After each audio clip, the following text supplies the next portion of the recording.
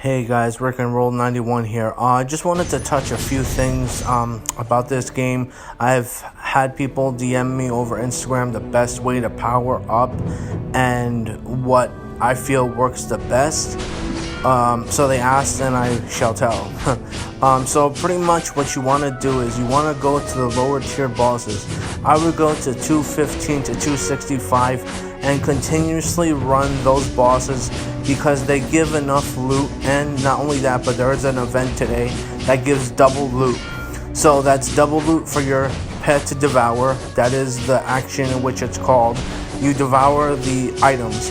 Now, just a side note, make sure that the gear that you are going to devour to your pet or give to your pet is not green with an up arrow. If it is green with an up arrow, that is an upgrade to what you are currently wearing.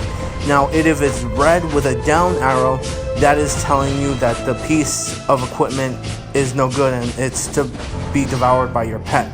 Now, the best way to level up your pet is giving your pet, you want to give him orange, red gear. How do you know if it's orange and red?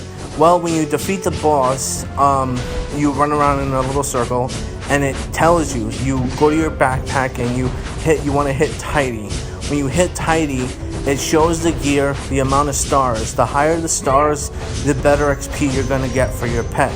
You want to make sure it has 1 or 2 stars and that the gear is either a red or an orange. I feel that is the best way to level up your pet, and that increases your power significantly. Sorry about that.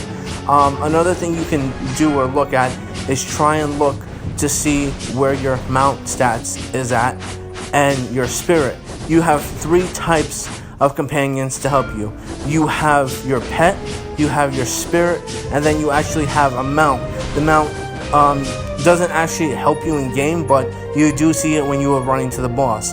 The ones you really want to focus on is the spirit and the pet.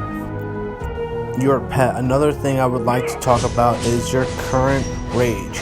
Rage is important in the fact that it tells you how many times you can kill a boss. I believe it's 2 full rounds from 215, I believe that is the lowest tier boss, to 310. What I normally would like to do is I'll try and run both full sets and then just store up the gear and then feed it to my pet. Now, I will note also that these bosses do not give me any type of gear that I currently need. I am at tier 8 or tier 8.5. This gear currently is between 6 and 7.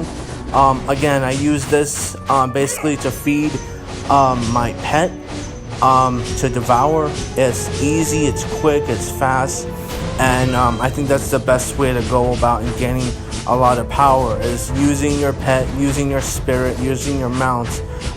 Those are the best ways to level up your character other than having gear. The gear comes as you play the game.